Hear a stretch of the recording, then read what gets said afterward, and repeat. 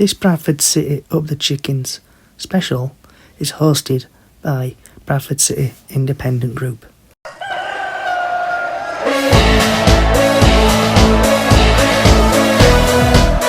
Hi, good evening, everybody. Welcome to the Get It Off Your Chest space. It's a talk purely about Bradford City. You can talk about whatever you want. It's an open floor, an open mic.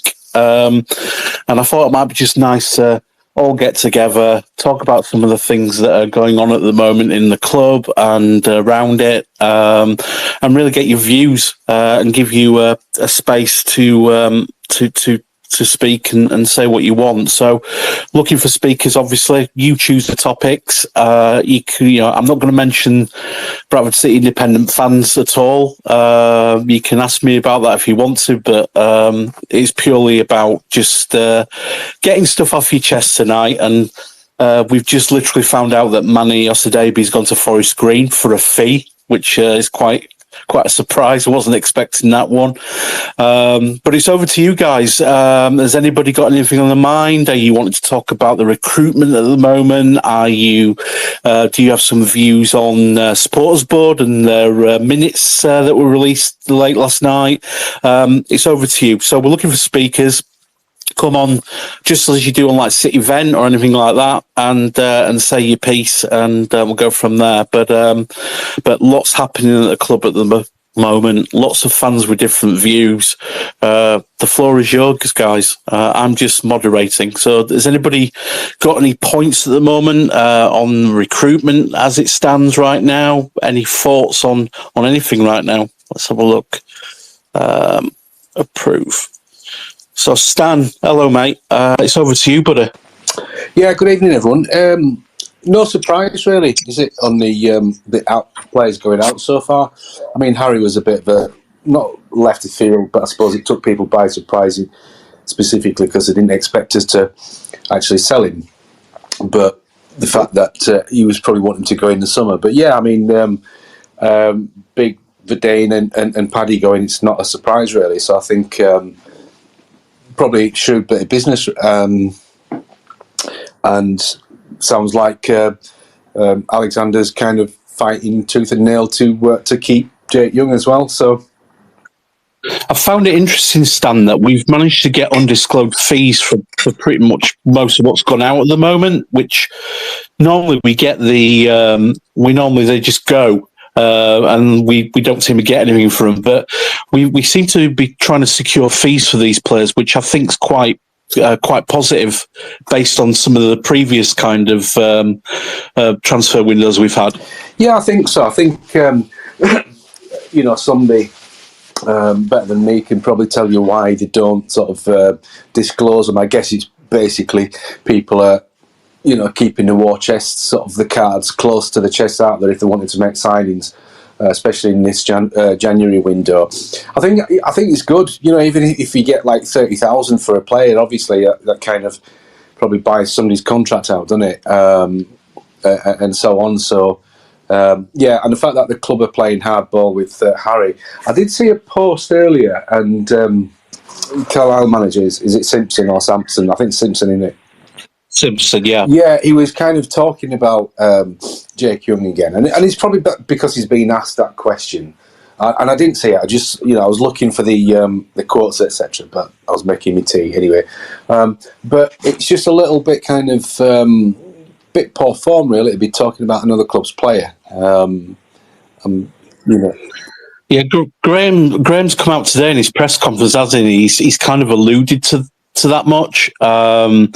Said it was kind of, he'd spoken to Jake Young at training ground today, and he seemed okay, but he thought it was a bit poor form. And I must admit, I'm surprised, really, because Simpson's not exactly like kind of an amateur. He's been around for a while, so you've got to think there's maybe some other ulterior motive there to maybe unsettle Jake.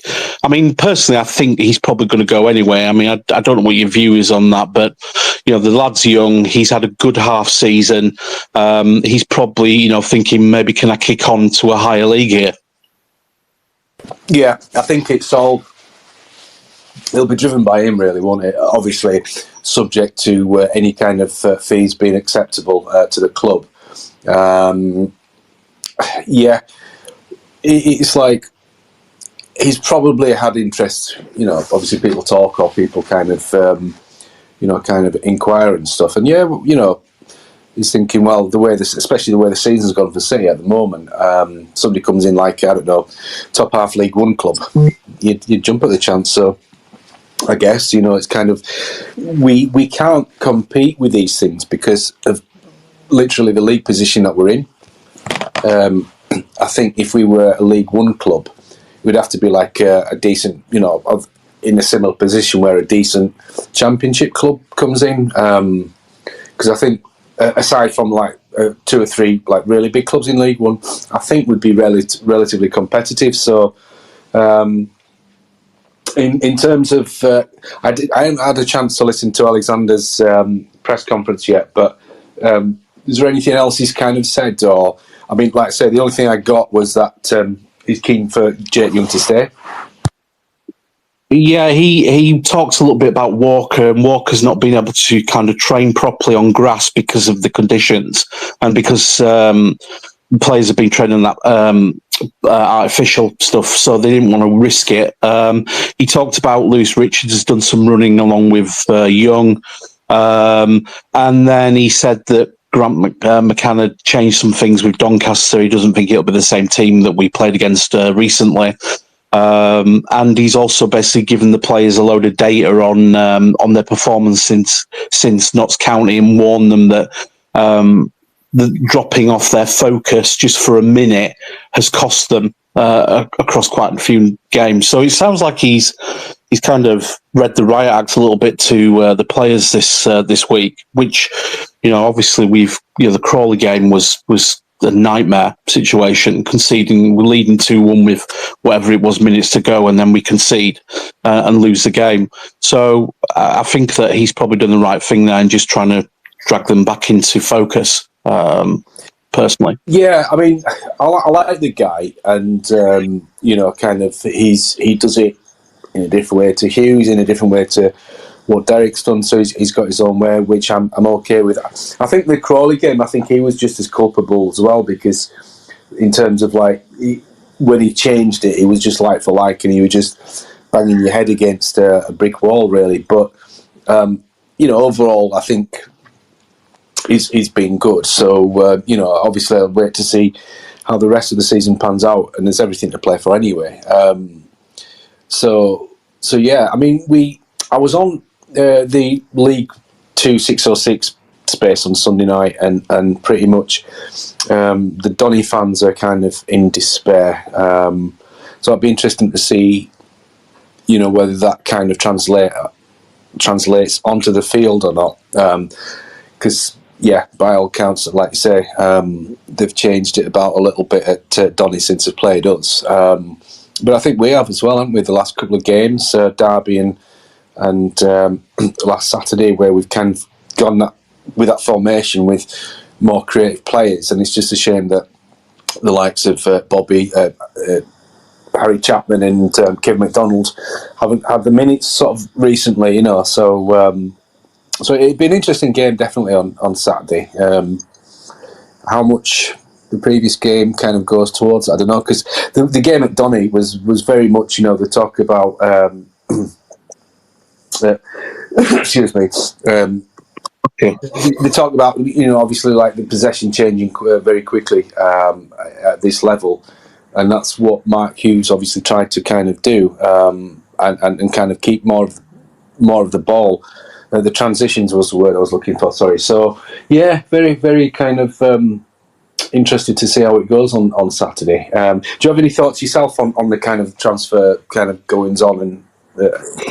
Well, I was going to ask you what you felt were missing. I mean, I think we're crying out. We need to probably get a cover for Halliday, because I'm worried about him. But I'm not quite. I think we need another striker as well to push Cook. And then I'm not really sure. I'm kind of, I'm questioning, do we need to bring another midfielder in? But, at the moment, I think those two areas are probably the ones that I'm concerned about the most. Yeah. I mean, this sort of stage, unless we go like to top end League One Championship, I don't think you're right in terms of calling it cover for Holiday, because Holiday's player of the season so far. And he, for me, last season he was the third best behind Cook and Lewis, and Walker would have been up there had he played for a whole season rather than a half season. Yeah. So yeah, I think in midfield we've pretty much got it covered. We've got McDonald in there. We've got sort of. I suppose it is dependent a little bit on Walker sort of coming back and when he comes back, because he did play that sort of role, didn't he? Which home game was it? Where one of the first sort of ones where we started picking up points, and Ken Walker went into that more central role, and he was equally as influential there. So yeah, I think for me, like, maybe one or two may go. I mean, I'm surprised, unless I've missed the news that Rayhan Tulloch's still here, because he's not really been anywhere near, has he? Yeah.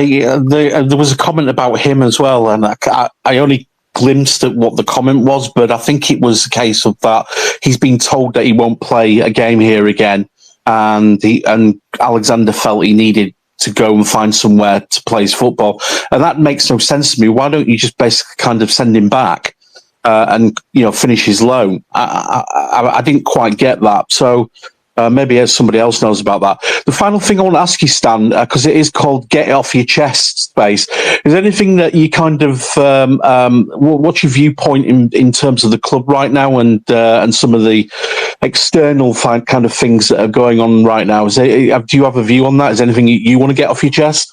I would say, like, my major frustration, and I was really frustrated after that Crawley game, and it was a case of, like, because especially with the tactics we were playing very direct, and it's kind of like, the frustration is, obviously we got rid of Hughes, and it's another season where we've chopped and changed, and we've got a squad that's pretty much built to do one thing, and a manager comes in, he hasn't got the players to do what he wants to do, so you kind of get through to the end of the season, and it's going to be another summer clear out, and there's players on, like, 18-month, 2-year contracts still.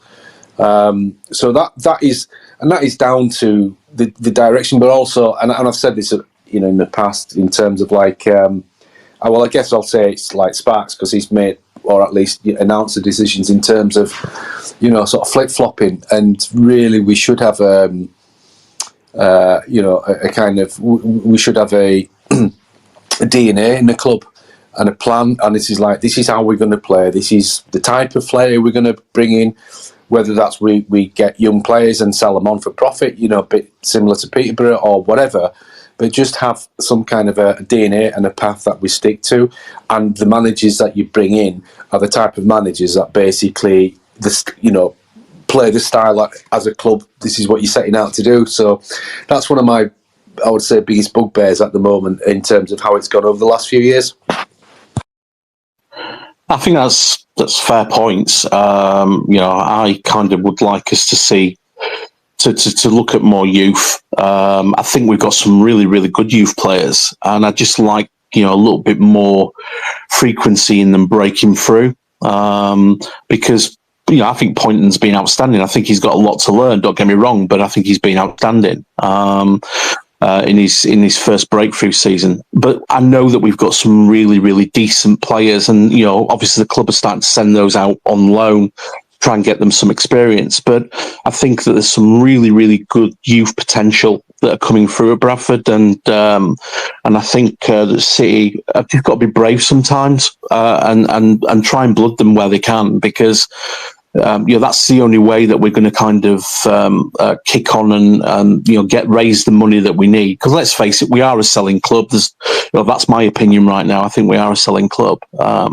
Anyway, enough for me rattling on. Anybody else got any views? Anything that you want to get off your chest? And if you enjoy this, then we'll try to put more regular ones on and fill the gaps where City Event are not on, so you can get things off your chest. So anybody else want to speak? I know that you would come on and speak, Wayne.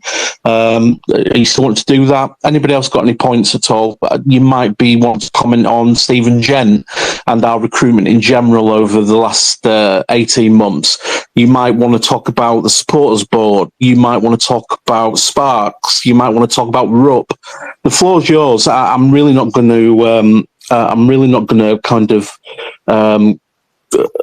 Disapprove anybody. It's your floor, your space. You do get it off your chest. Wayne, go ahead, buddy. It's on you.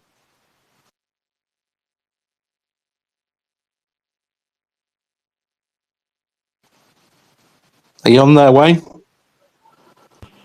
Sorry, I was on mute. Over to you, buddy. Just wanted to reinforce what Stan said. So everything he just basically said, I agreed with.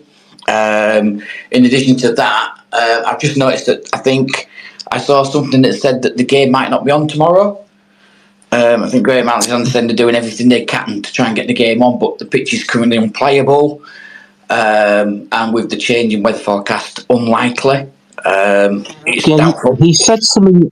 I think he said something, Wayne, that the weather forecast suggests that they're only going to know on Saturday morning, but they'll do everything they can to get it on. That's right. Which is, it's not. I suppose from a Donny point of view, it's not that far to travel. But still, if the boot was on the other foot, we'd want to know as quickly as possible.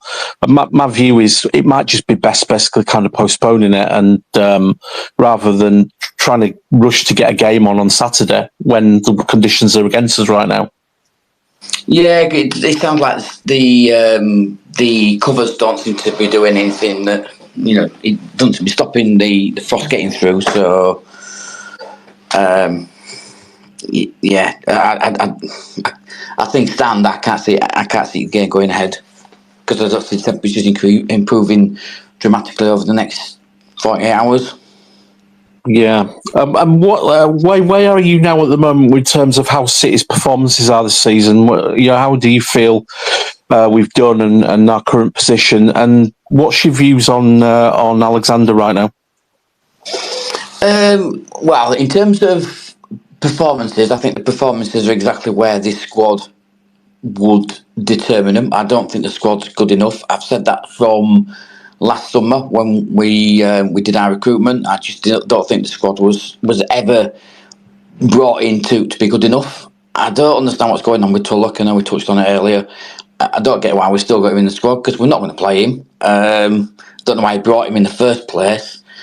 I don't think the squad is strong enough, and therefore the results that we're getting are indicative of that. And we are weighing the table where we are as a result of that. Do I think we can improve on it? I think Graham Alexander is probably the best manager we could have got. I've been championing him for quite a while. I think whilst he's been going around some of our rivals, I've been quite jealous in the fact that he's been at them clubs and not at ours. So I think he's a good manager. I think given time, he would do a good job. But is his hands tied with Sparks and to an extent Gent holding him back slightly? Is he actually going to be able to get the players in that he wants?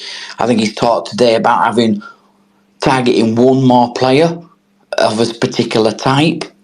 Now I don't know if that's before or after Manny left. And whether we're still only looking for the one player or it was one player to replace Oliver, but now potentially two. But my personal opinion is we need a lot more than that to get this squad to an acceptable level.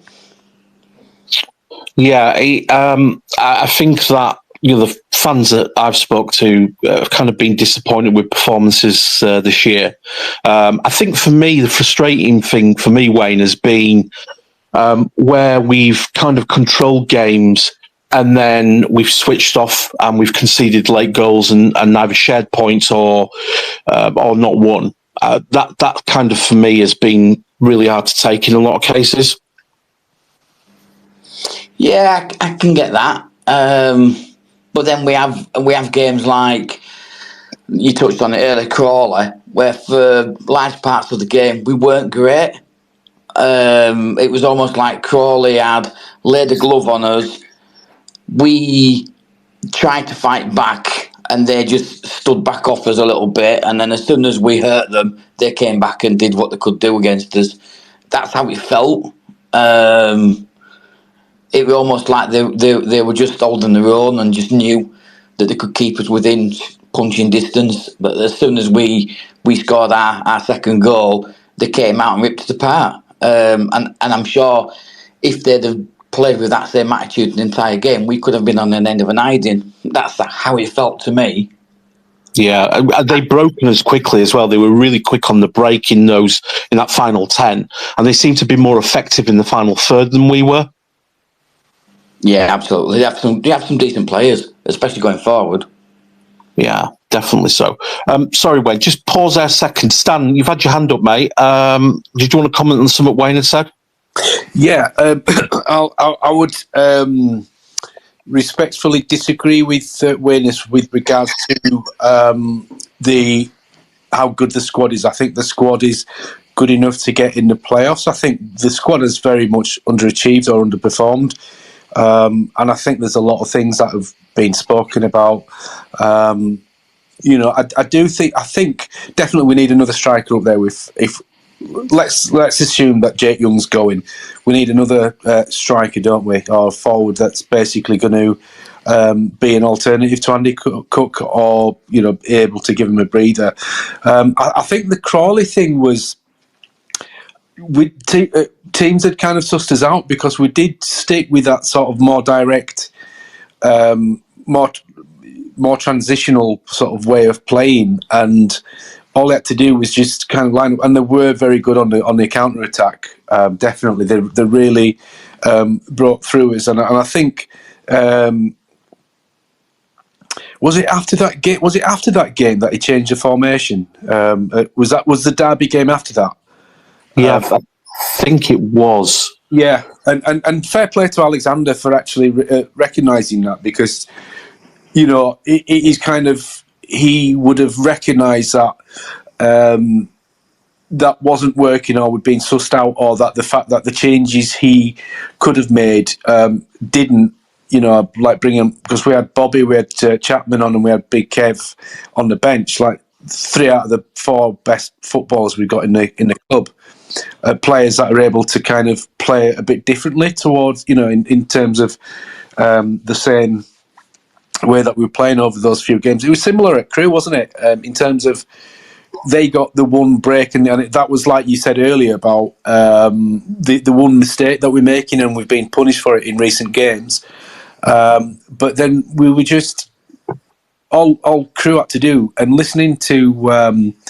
It was either the space at the weekend, saying that Crewe defended really well, so maybe give them credit, but we were not changing things up, and fortunately, or at least in that sense, Alexander had recognised that. So fair play to him. But I would say, in my opinion, that we have a good enough squad to go up, and I think if we get 1 or 2 additions that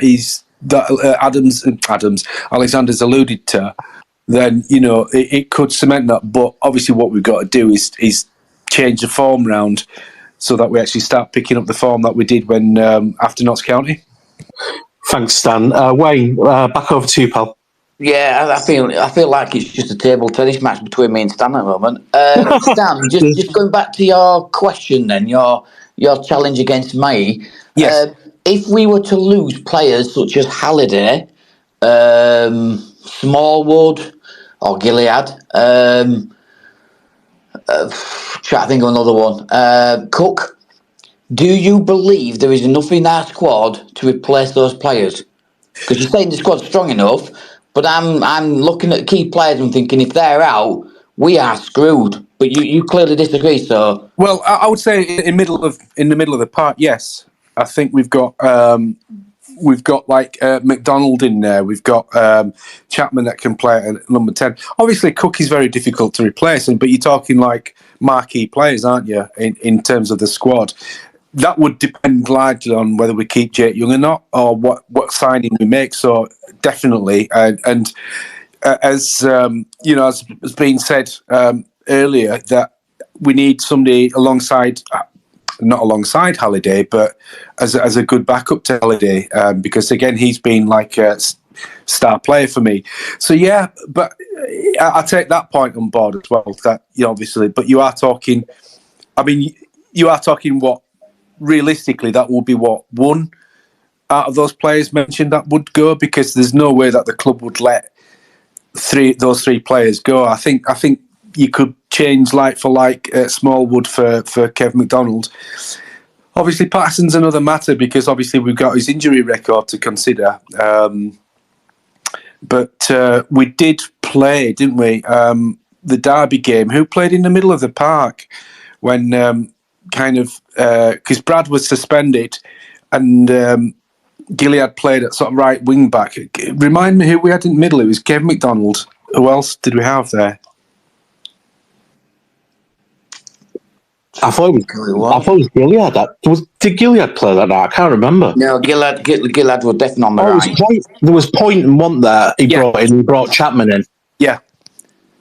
So not ideal in terms of like they would be out of place, but Poynton would definitely kind of, or Chapman would spearhead if you like had a 2 or 3 in midfield, and sort of like I think McDonald would be more than ample replacement for Smallwood, because obviously Smallwood's played more of a deeper role this season, hasn't he, in terms of having other players more of the attacking roles within the sort of team, and obviously assuming that Jamie Walker comes back fit and stays fit for the rest of the season. So I think we're covered in there. I think definitely Cook is the one in up front that we would struggle to replace. Yeah, Sam Case just said that it was Smallwood in the middle against Derby with McDonald. Yeah. So, but I mean, sort of like Wayners was saying, obviously those players. I mean, the chances are, unless we had like an injury crisis, you wouldn't sell like 2 midfield players. I want suggesting we'd sell them. I'm saying if they're out injured, like we've missed Jamie Walker massively since he's been out injured. My point is, if any of the other players are out injured for a long time, I don't think we've got enough cover, and that's what I was getting at when I was saying the squad itself isn't good enough. Our 1 to 11, our first team 11, are probably as good as any team in this league.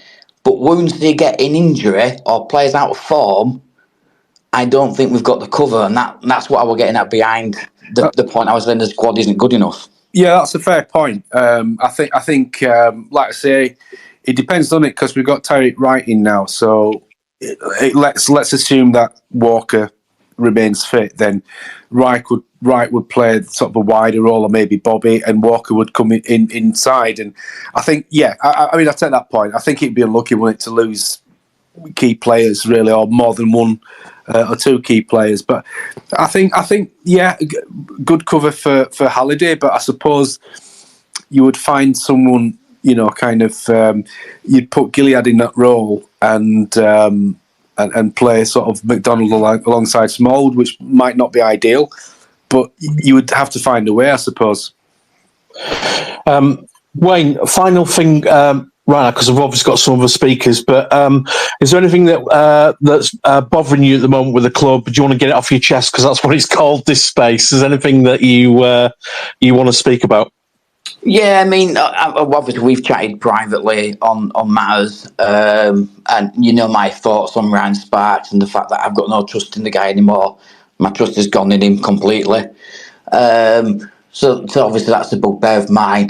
The supporters trust, the supporters board, I know that they do their best, and they can only do with the questions that people send into them, and I know that they do what they can.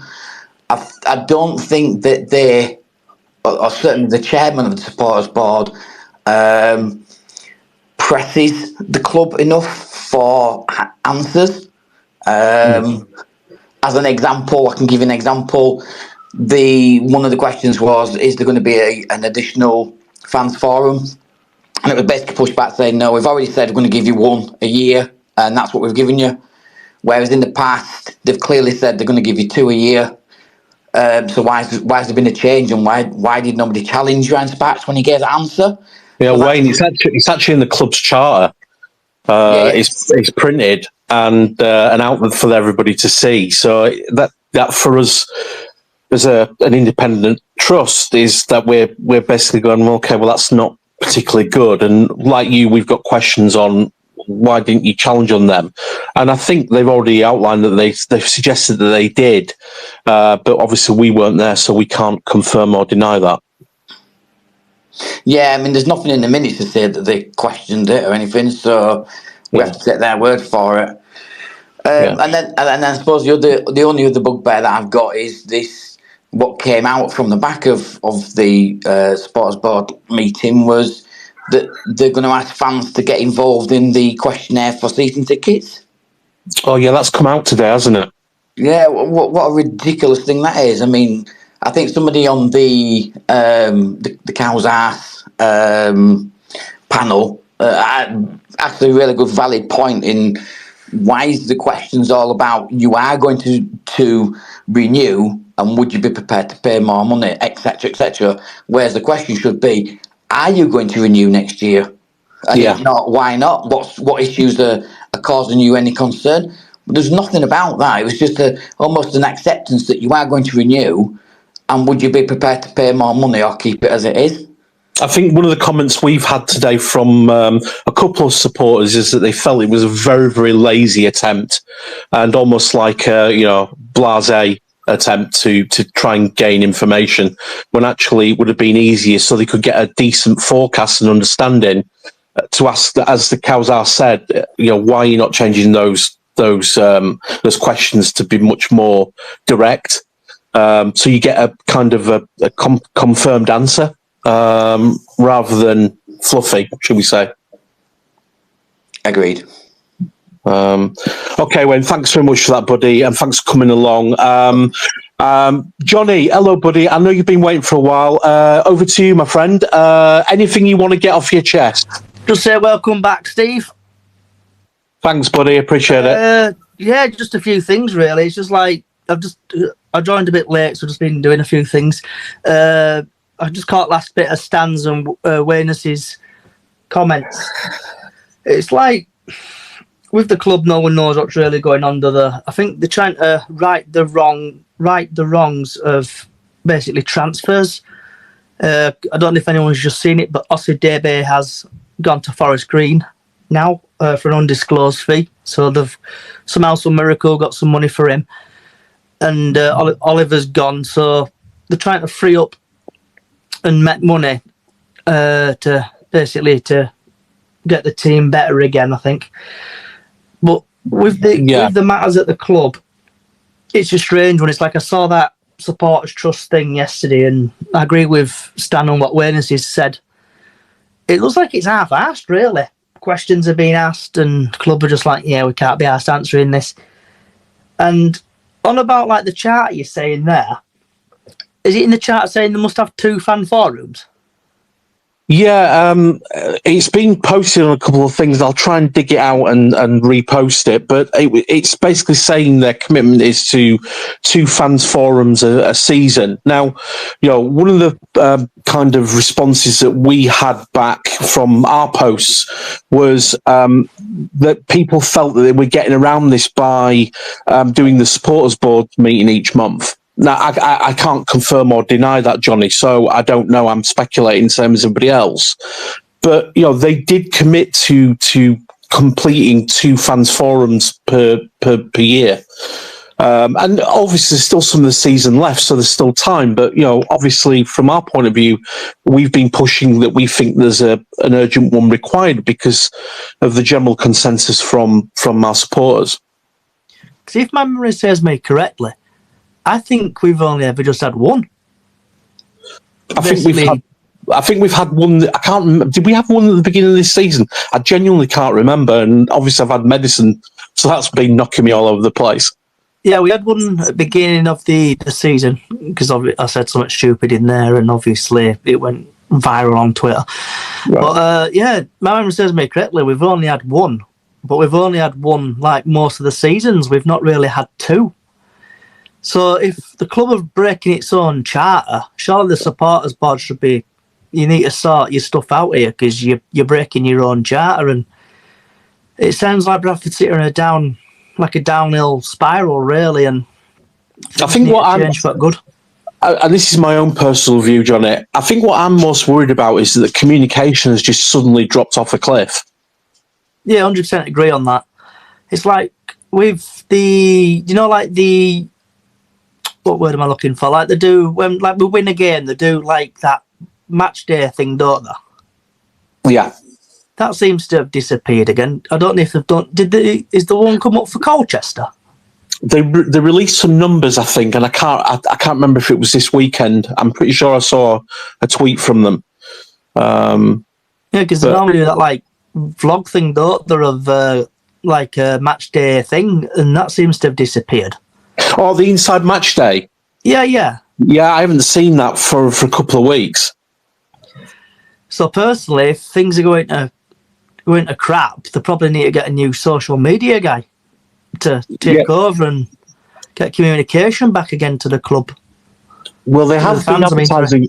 They've been advertising for a new digital marketing kind of operative. I know that because I saw that because I think the one they had has gone or is moving on. So I know that they've been advertising for somebody to come into the digital marketing team, which I would presume social is on the thing as well. And then just one last one from me, and then I'll disappear. Then other people can chit chat. I can't remember if it was Stan or Weyness who said it about the supporters board doing the season ticket thing. That's really strange, isn't it? They've put out the form today, the supporters board, and why not and then that's what I don't get. Yeah, and then Bradford City have basically reposted that all over the place. So I'm not sure about that either. If it's a supporters board initiative, then just say it's a supporters board initiative to gauge kind of feeling at the moment. But there's a lot of strange things going on at the moment with the club. So, do you, Steve, Stan, and Weyness, are you renewing next season? I'm going to renew. Simply because my view is I support the club, not the hierarchy that's there. I'll support the club. I know other people have got a different view on that, and that's fine. But my view is from a business sense is that if I start to basically kind of deny them revenue, then effectively it could play a part in player budget. And then we're never going to get anywhere. And especially with Rupp coming out and saying that the club's self-sustaining at the moment. So I don't really want to play a part in kind of like the demise of the club in that sense. But I respect whatever people want to do, but that's kind of like my own view on it. So I'm definitely renewing anyway. Like same with you there. I couldn't imagine not going to watch football really, and I don't really want to go shopping at B&M and stuff with missus. I'd rather be at football watching it. And then same question to Stan and Weyness, really. Are you guys renewing, or what's your plans for next season? I guess, I'll always renew because unfortunately, we're addicted to this bloody club, aren't we? So it's kind of the only thing that would stop me from renewing is if I had work commitments. That I could not really sort of turn down, but as far as I'm concerned, and it's always going to be the case. There's going to be leaner times. There's going to be better times, and we are supporters of Bradford City, as Steve has said. We're not Ryan Sparks supporters. We're not Stefan Rupp or whoever the next owner or CEO is. We're Bradford City, and it's kind of like this cliched. Greater than the sum of its parts, but that's what we do. So, and I'll probably be So my girlfriend asked me at the start of this season, I says, oh, long trip to Crawley today. And she says, oh, why'd you do it? I says, because I'm a knobhead. And I said, it's like knobheads on tour, and it's like, you do it because you do it, and at this point in my life, it's important enough for me to kind of renew. So yeah, I will be renewing, definitely. What about yourself, Awareness? I'll be honest with you, mate. I'm torn at the moment. My head says one thing, my heart says the other. I've been in this position before where I've said I'm not going to renew again, whilst X is in charge, and then at the last minute I've ended up renewing, and it'll probably be the same again this time. As it stands at the moment, I'm saying no. I probably won't go again because I need to make a stand, and nothing's going to change if we keep doing the same thing. But then, like you said, the pull will probably get to me as we come round again. So, I don't know. I think stand, I would like to say no, I won't be renewing again, whilst the club is managed by Sparks under a RUP ownership. But when the season tickets come out, it'll probably be a different matter, and I'll probably end up renewing again. They'll suck me in. For I think everybody if else, I can just jump in here, that's the issue that fans have, is that, and maybe I don't know whether clubs play on that or not, or whether it's just one of those things. But the fact that fans do find it hard to stay away, if there are any kind of thoughts of any protests, you kind of like you're sort of punishing yourself because you're not getting to watch something that you enjoy watching. So it's that kind of paradox, I suppose. what about if we use the emojis at bottom and say thumbs up if you want to renew, or thumbs down if you're not going to renew, and just generally just see what people put. So thumbs up if you're going to renew, thumbs down if you're not renewing. Just get a general thing. I don't know if you probably could see this, Steve, but I can't see anything come up at minute. But Yeah, there's a couple of thumbs down. One, thumb up there from Lee. I think it's a difficult one, isn't it? And the heart leads the head sometimes for these things. But I just think that I think we're in a really difficult position, guys. I really do right now as fans, because we just want. I think we just want a plan. That's it. I think we want a plan, and we want to see them move forward with it. But hey ho, that's me. One thing, just before I ask for more speakers, this might actually drive people to speak, but I've been asked to touch on something that I've read today. I think. Sorry, we've mentioned Cow's Arse again. Sorry, guys, but they've ran with it. I've seen a couple of posts on it as well, and that was the Kadima Sports Tour that we had in pre-season, and there's been some allegations that have come out today that the guy who was in charge of Kadima was a friend of Ryan Sparks at Featherstone, something to do with Featherstone in his previous life, and effectively that Kadima was as dodgy as he like, a PO box number in register a PO box number in London, and I just wondered if anybody had some views on that, because for me, I'm not sure why a lot more hasn't been made out of this, or a lot more attempts to kind of look at this, because I didn't go personally on the trip over there, so if anybody who's on listening went on that trip, can give us a kind of an overview of what it was like, etc., that'd be great. But does anybody have any views on that, or know anything else, or can confirm what we're seeing there, or do we think it's just speculation and smoke and mirrors? Anybody want to speak on that at all?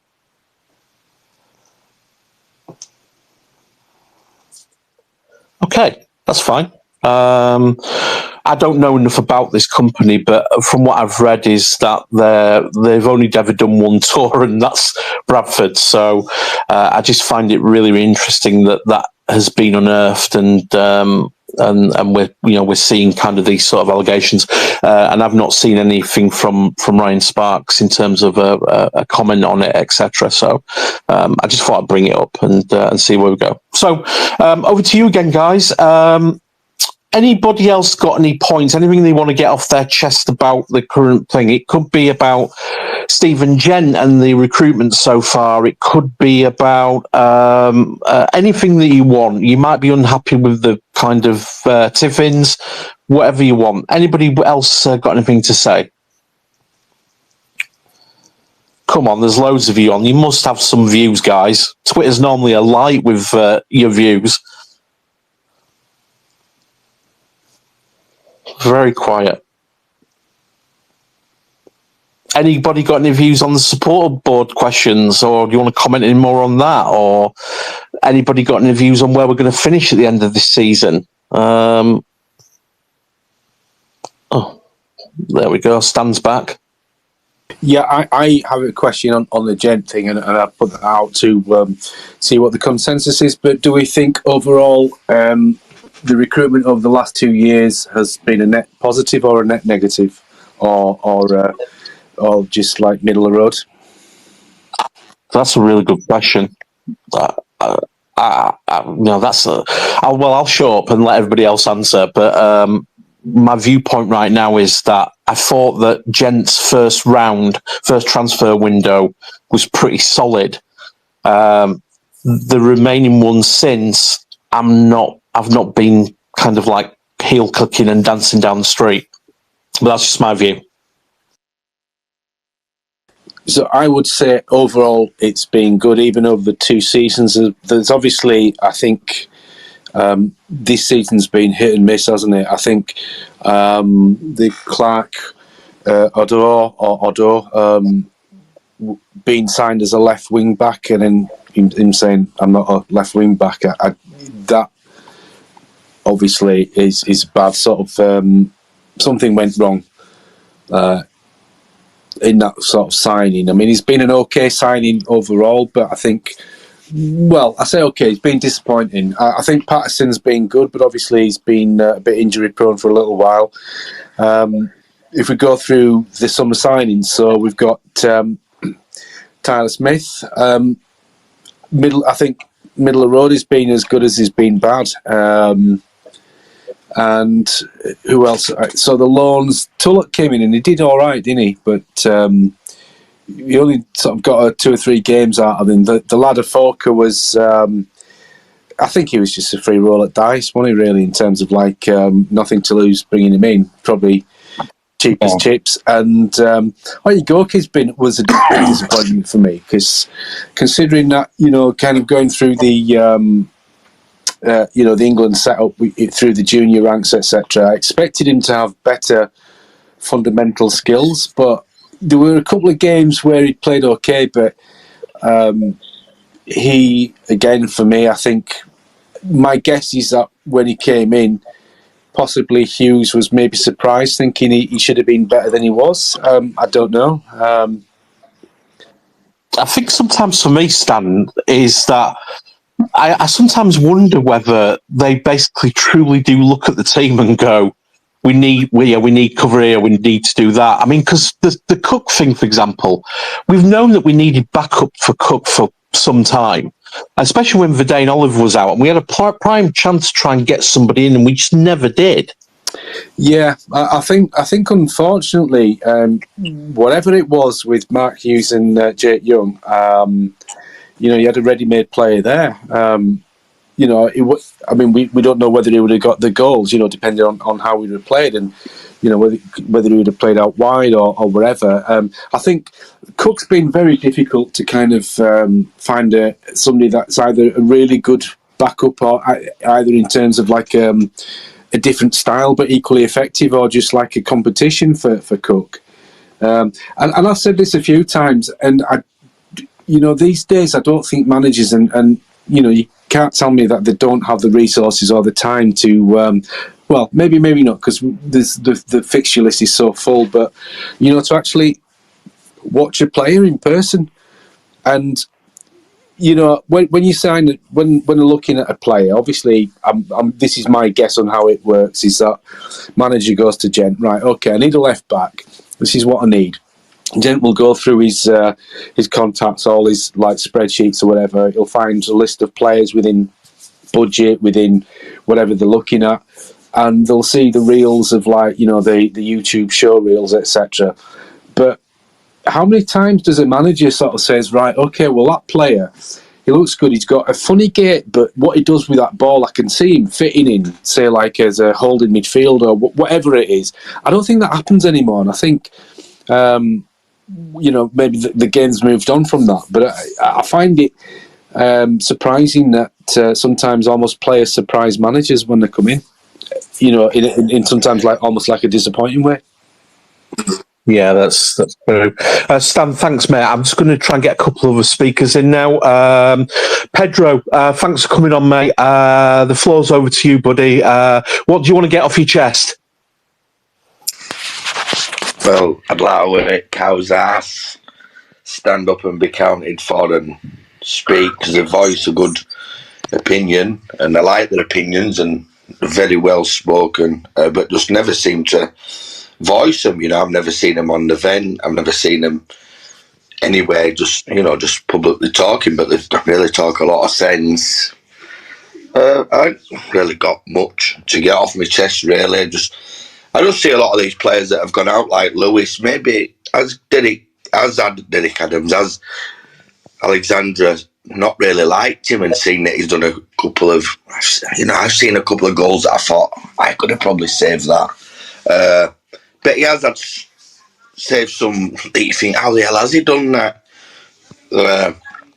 Maybe has he seen he's inconsistent and thought, I'll get another goalie.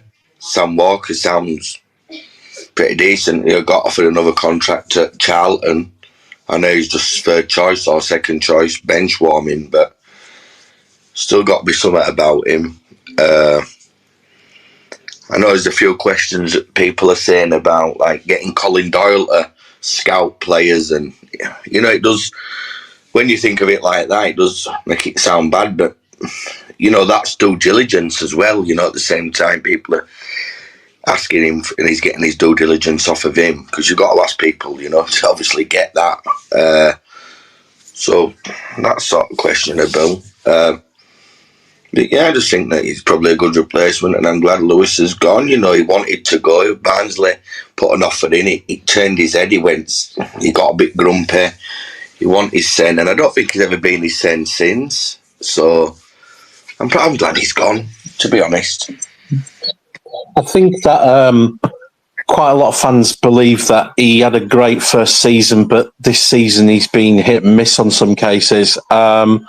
I think it was just the kind of speed of him going that shocked quite a lot of fans. And then obviously it doesn't help when the fees are undisclosed. So, you know, straight away then people are saying, well, we got the value for him.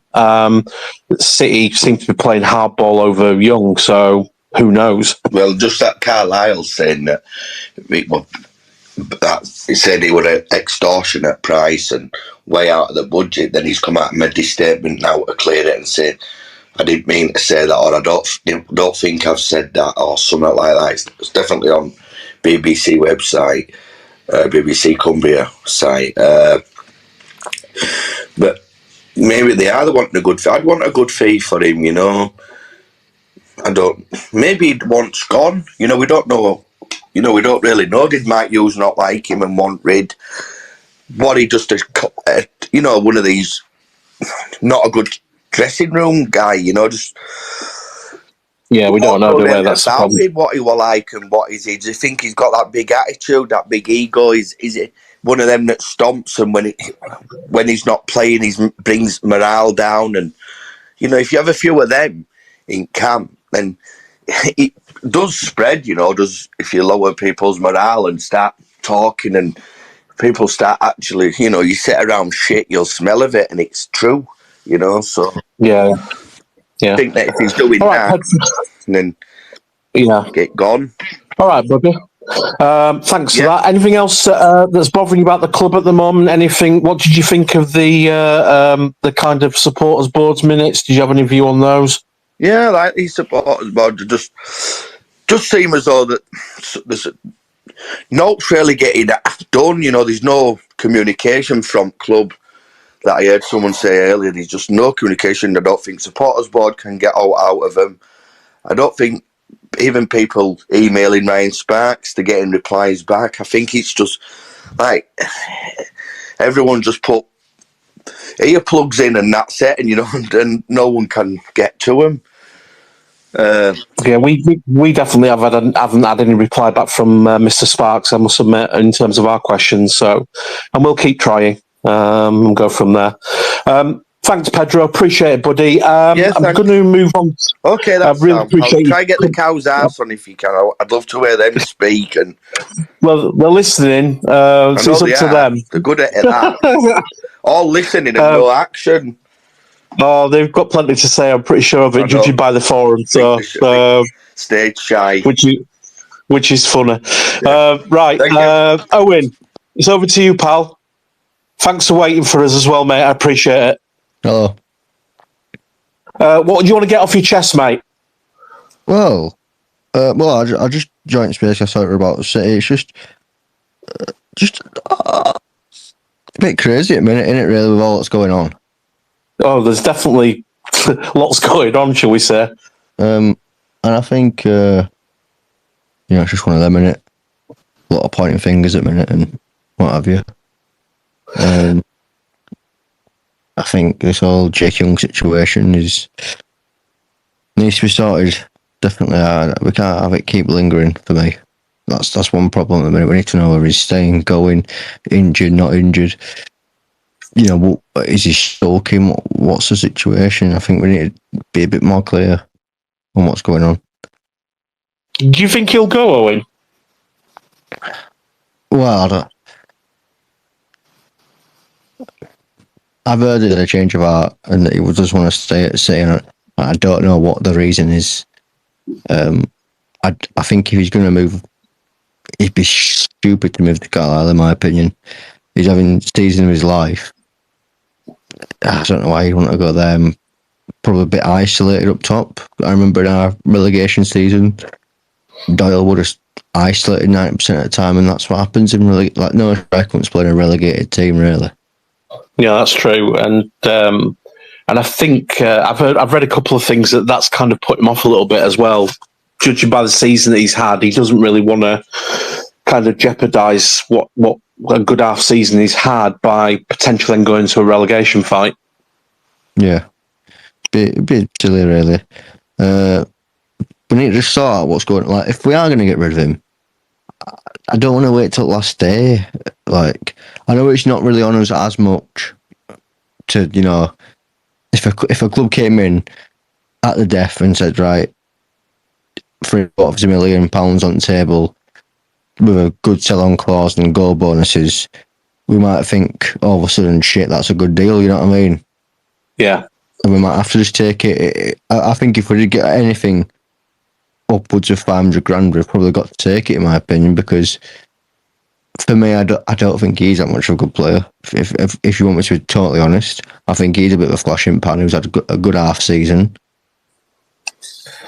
Well, he had Kemp, could be wrong. alongside him, didn't he? He had Kemp playing alongside him as well. He's gone back to the Dons, and they seem to hit it off. It's just then whether Alexander plays him to strengths and he can link up with Cook. I think that's $1 million question, isn't it? Well, we've now a lot of people were adamant that Chamberlain were going. You see, like people, I was seeing so many fucking know-it-all say we're 100% going. Now it looks like he's back in the fold. So he's another one that gets thrown in. Tyreek Wright's being signed back. For me, that is such a good piece of business. People saying it's like a PR stunt and what have you, I think are a bit crazy, to be honest with you, because if anyone actually watched him play last year, if that guy would have stayed, for me, would have definitely gone up. I think that was a big difference last year. Yeah. So I suppose time will tell. We've still got whatever it is, 2 weeks of window left, roughly. I bet, So time will I tell. bet Hughes is absolutely kicking himself.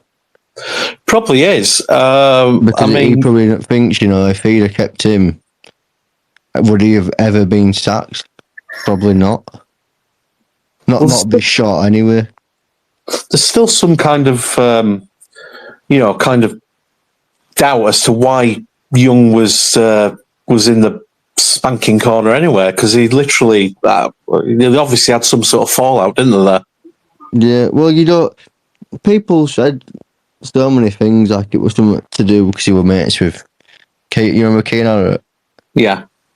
People saying it's because he were mates with him and all to do with that course. And that, honestly, I'm not going to drop anyone in it, but I can assure you that is bollocks.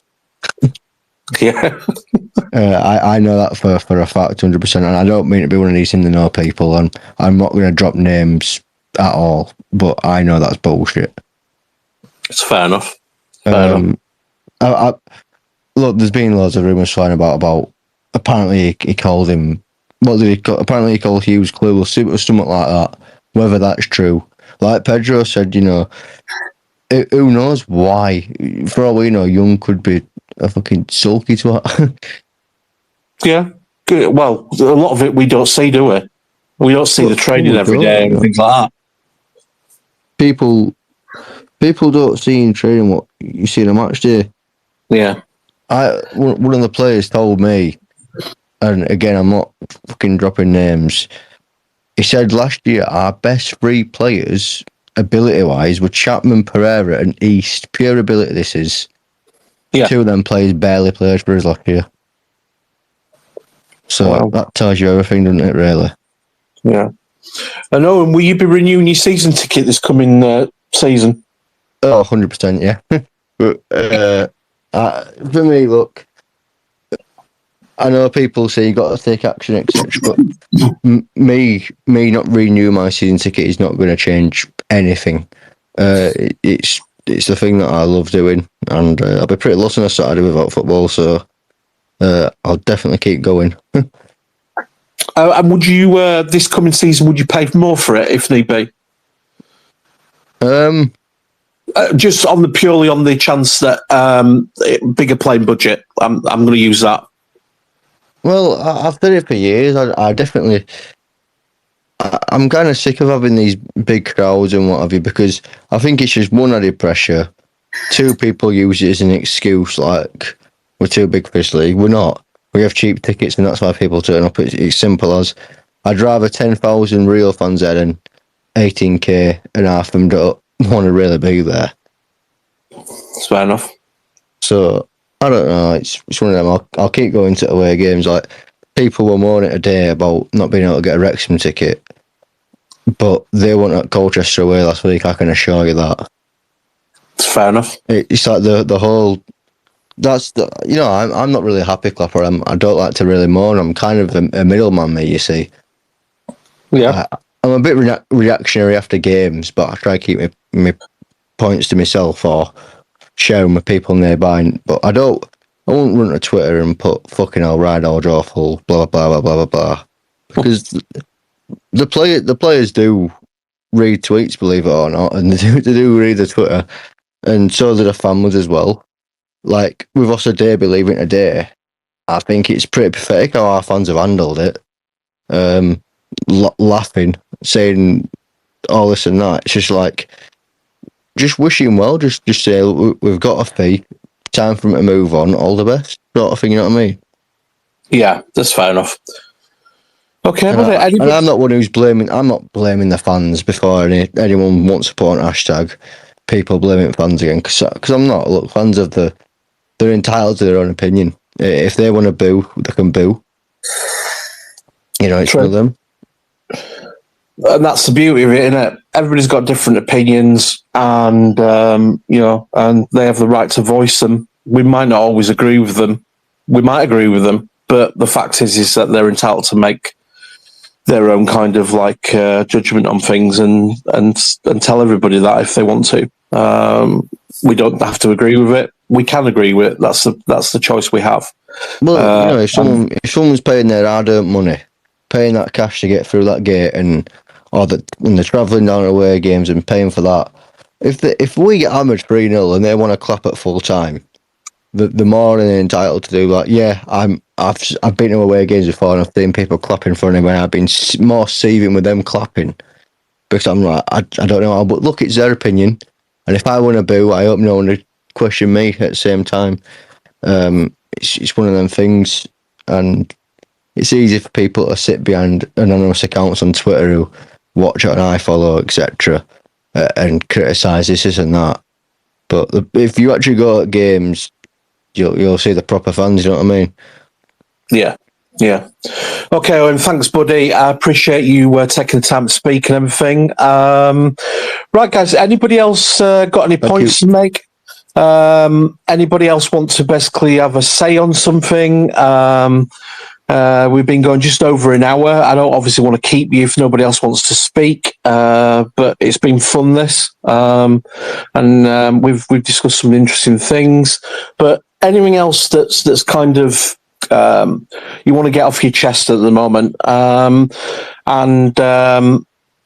Yeah, so over to you guys. Otherwise, we'll wrap things up and I'll let you get back to your evenings. We've just got a request. Mark. So, Mark, the floor is yours, my friend. What do you want to get off your chest? Over to you, Mark.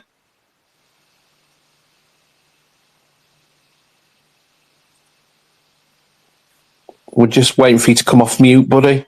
Yeah, can you hear me now? Oh, there you go, mate. Welcome, mate. What do you want to get off your chest? Well, my frustrations with the club at the moment is basically the lack of a plan with any. You can go on about Gent and the signings I was listening earlier. It's a scattergun approach. It's just like, let's just sign everyone. We've got one of the biggest squads I can ever remember. And most of them, they're not even fit to farm in a farmer's field, you know, let alone play football. They're awful. Absolutely awful.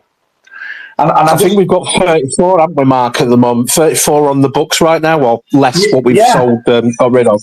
But if we got like 14 of them off the books and you got a 20-man squad, and how many like instead of them 14, you could have had 5 quality players in that budget, and that could be the difference between being up there with Wrexham and all the others. You know what I mean? And where we are now, where, to be honest with you, one bad run and we could be. I mean, I think we're safe this season, but it's for a club our side, it's just so frustrating. And Sparks is he's the main man. He has to have someone alongside him, or he has to employ someone to oversee the club and have a direction. Of, you know, you see other clubs and they have a plan. It doesn't matter if a manager comes and goes; they carry on going. Most of them carry on going. You know, there's very few clubs like Stevenage when their manager goes, they'll go. You know, they'll go down. Most clubs carry on building. Burton did for years and years. I know they're on the slide now, but that could be lack of investment again now. I don't know. Maybe the money's run out there. He seems to be, you know, out in politics at the moment, under their chairman, rather than football. But, you know, they did have a plan, and managers come and go, and they carried on growing. I just don't know. I don't know what anyone else thinks, but just to me, it just seems like we just buy loads and loads of average players, and hopefully we get a gem. And, you know, there's not actually any thought behind it at all. I think from previous seasons, we've gone from one extreme to the other, because I remember on transfer windows, you're looking for any news that City just would sign somebody. And so we've gone from that to then, you know, bringing in 34 players. Well, we didn't bring in that many, but you know what I mean, having 34 players on the books. And then, you know, you do have to look at some of the quality that we've got there. I mean, you know, Derbyshire hasn't really done a job for absolutely ages. I think he was in India when we picked him up. Has he scored 2 goals or something in his career? I can't remember the exact numbers. I mean, another jolt signing, isn't it, really? You know. Yeah, Oliver, you know, I'm glad he's going out and getting some game time, because he was obviously injured. And obviously, I think Evans will get him scoring. That's the worst thing. But he's not really, you know, we've paid for his bill while he's injured. We've got Pattinson out injured at the moment, who on his day can be a very good footballer. But there's just some that, you know, they don't see, for some reason, City players, they come here and then they don't seem to fulfill the potential. Because on paper, we've got a really good squad. But if you do your research, Patterson's always been injury prone. So who's actually doing the backgrounds? You know, when he came, everyone knew. You know, if he's a safe fit, he'll be a good player. But we knew that he had these issues, and yet we still gambled.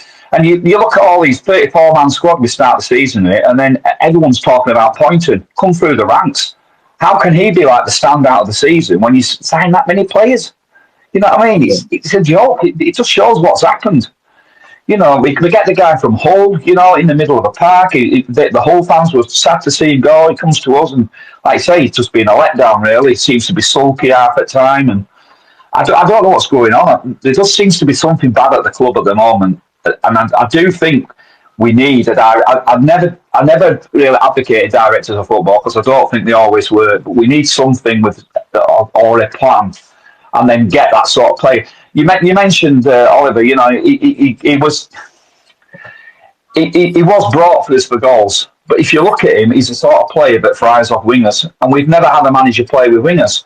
So why bring in a player that's not going to fit into that system? Again, it's just no foresight. We don't have wingers. We don't play with wingers. So why get a target man that's going to play off a winger? It's not going to work, is it? That's the thing now. Is go back to your point, Mark, about plan. You know, and I start to look at clubs like Notts County, like Stockport, etc., who've come up through from non-league. Fair enough. You know, former league clubs, but have almost kind of just reinvented themselves and gone, right, this is the plan. This is what we're going to stick to. And, you know, my family, my wife's side are from Stockport, and they'll tell you that they've been kind of sticking with this plan since God knows how long. All the fans know what it is. It's invested in youth. It's kind of doing this, doing that, etc., and they've not deviated from it once. And you look at the success levels that they're having, and I can't help but be jealous a little bit, to be fair. No, I am as well. Yeah, I agree. Totally agree. And you can buy into a plan, and you can know that sometimes it takes a while to work.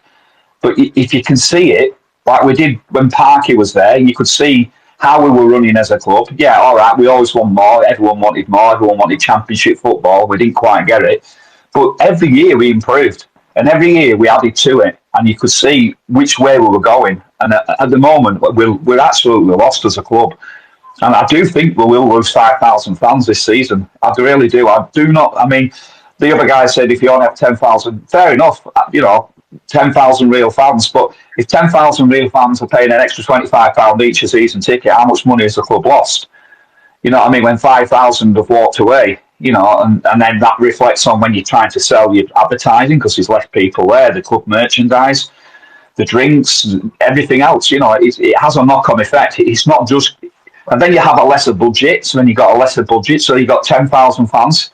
How long before some of them finally get fed up? It all has a knock-on effect. We have to stay together as a club, but the only way we'll do that is if we have a clear plan, and also that comes with communication, which used to be really good under Ryan Sparks. And I know he's under a lot of pressure, but hiding behind his settee and putting his hands over his ears is not going to make it go away. He has to stand up and be counted.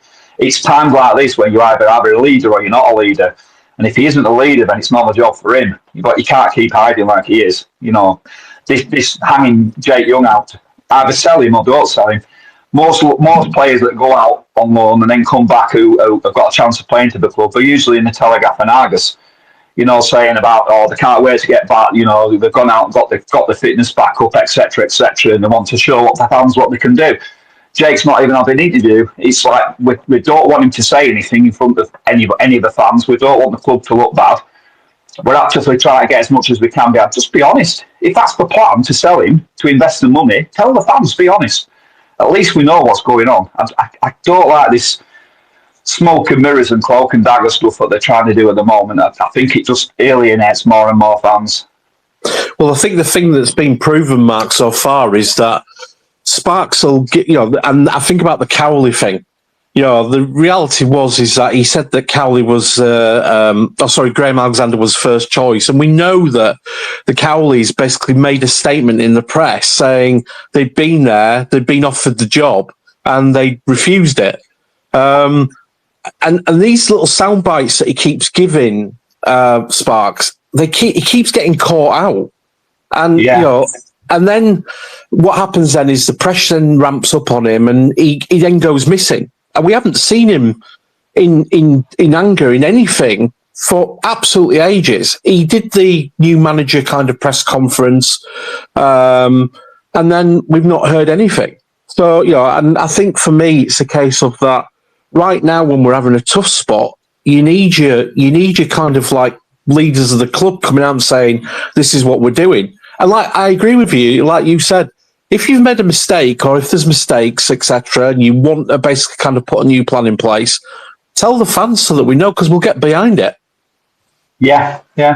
Honesty is always the best way, I think, and standing up and be counted. That's when you need your leaders.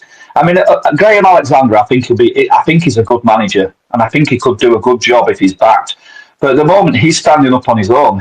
He's looking around him, and there's no one with him. He's standing there, and he's taking all the flack at the moment, and he's strong enough to do it. Don't get me wrong. And as a manager, he's showing leadership as a manager, but he could do with a little bit of support here and a little bit of like direction. If a club are selling Jay Young, we should turn around to him and be able to sell up. Just let it out. We're going to sell him. We'll reinvest his money. We'll get the right players in. We need to trim the fat. We need to get this money back in because we're self-sufficient. We've got to get the money back in because we must have wasted lots and lots of money with Matt Hughes buying 2 teams and none of it any good. You know what I mean? It's an awful mess. It really is a mess. 30 odd players. I'll tell you what I fear. I'll tell you what I do fear. I fear that we go on another managerial merry-go-round again, because I think that we need to get some stability in place. And Alexander, for me, he seems to be saying the right things. He seems to care, but I just worry now that if he gets frustrated with how things are going, that he could walk away. And I think that would be so damaging for us as a club right now. Yeah, it would be a disaster. I really do think that would be a disaster because I do think he's a good manager. I think he's like Parky, he might be a slow burner getting it. It's a big club, it's a big mess. It's going to take a while to turn around. But the thing is, we're running out of time with the season ticket deadline approaching of when they'll start doing the offers. And if this season fizzles out and we do lose Jake Young and and maybe 1 or 2 others, and we don't know what the club are trying to do with it, it's no good trying to do a last minute, promotion and whatever just to try to get bums on seats. I really feel like we've got to be honest now in this window and say, look, we're probably not looking to sign too many. We want to keep his powder dry. We want to go into the summer with Graham so he can trim who he wants gone from the squad, and we're going to give him this amount of money we've got in plus the budget for next year, and we'll get some proper quality in. And they need to be on it, and they need to prove that as well, because I think we really are approaching last chance saloon for a lot of fans. Thanks, Mark. I appreciate you coming on and having a chat, buddy. We'll try and probably do more of these get off your chest spaces. Thanks for coming on, pal. I appreciate it. Okay, no worries. Thank you. Thank you. Jake, over to you, buddy. Thanks for waiting for us, mate, and thanks for coming on and sparing some time to have a listen and get involved. It's over to you, my friend. What do you want to get off your chest? Hi, mate. Thanks for having me. Can you hear me all right? Yeah, I can hear you fine, pal. It's over to you, buddy. Just a quick one on Jake Young. I agree with a lot of stuff what Mark just said there. I think he came across really well.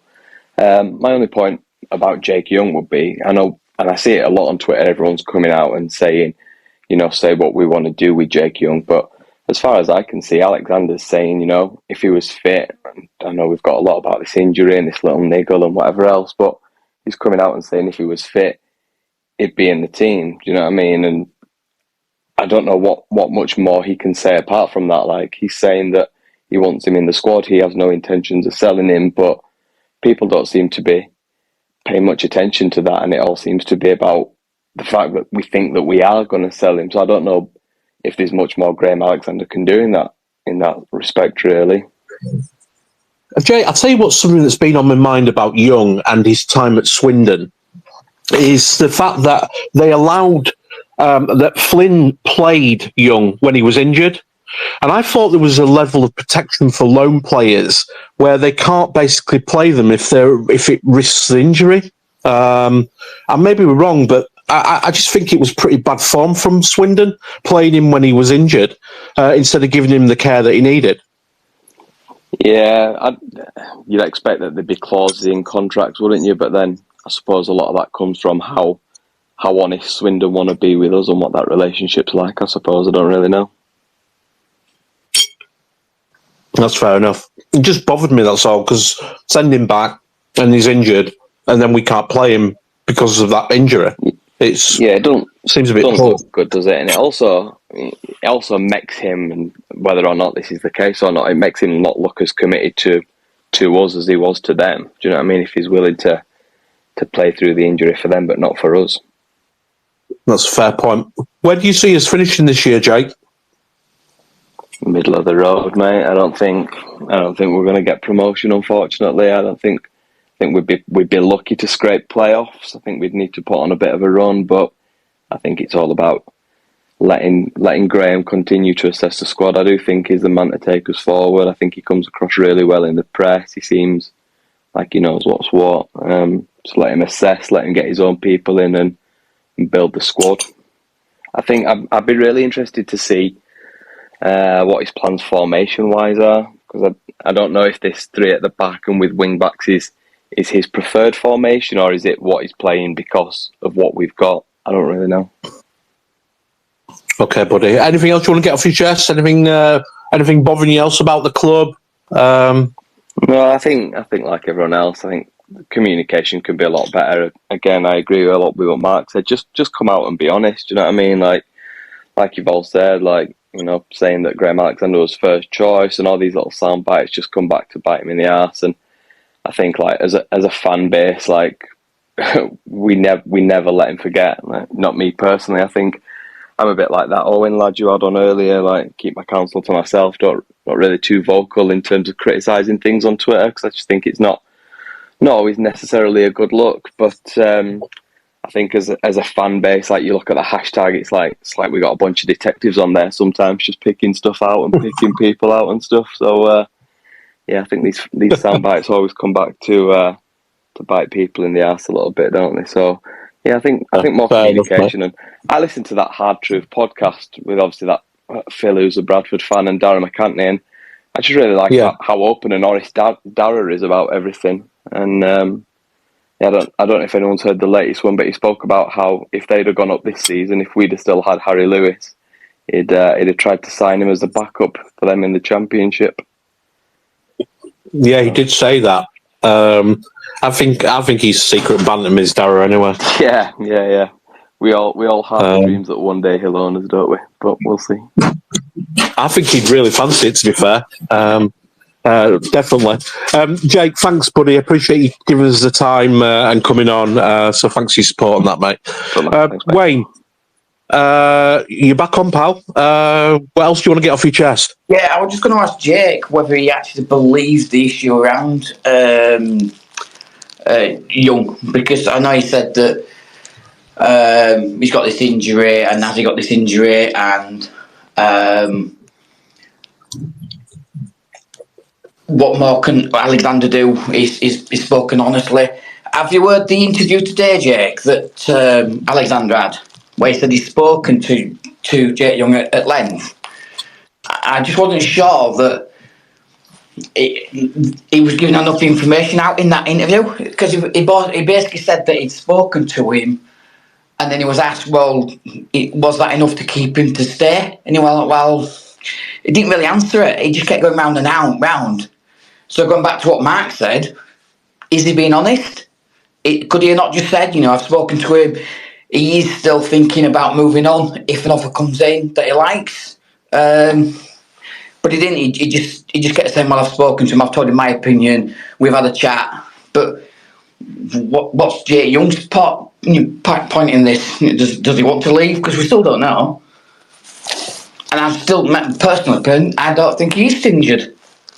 Not enough to keep him out. Yeah, I think Graham Alexander's done nothing for me to not believe anything that he's ever said in press conferences.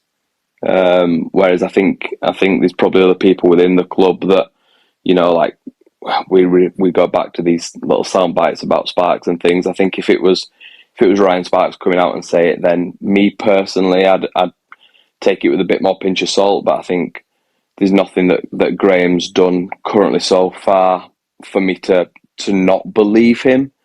Now, the one thing that did concern me is that it felt and it sounded like it was Jake Young's choice rather than the club's choice. You know what I mean? Like, there was that soundbite, wasn't there, about, you know, when Jake tells us he's fit enough to train, then he'll train almost, which I know you've got to take the player's lead on it, but the worry always at that point then is that, you know, he's got his agent in his ear saying, we've got this offer coming in, we've got that offer coming in, who knows? But I think, and I've not listened to it yet, but I know obviously there's the press conference come out today, and then he seems to have spoke a little bit more about Jake Young, and obviously all the comments from the Carlisle manager, and I don't know whether Vidane Oliver going out now and freeing up of his wages means that we've got more in the budget that we don't need to sell Jake Young now. And, you know, if we did have a price in mind, like, that's no longer valid anymore because we've freed up a bit more money elsewhere. So, you know, things could have changed.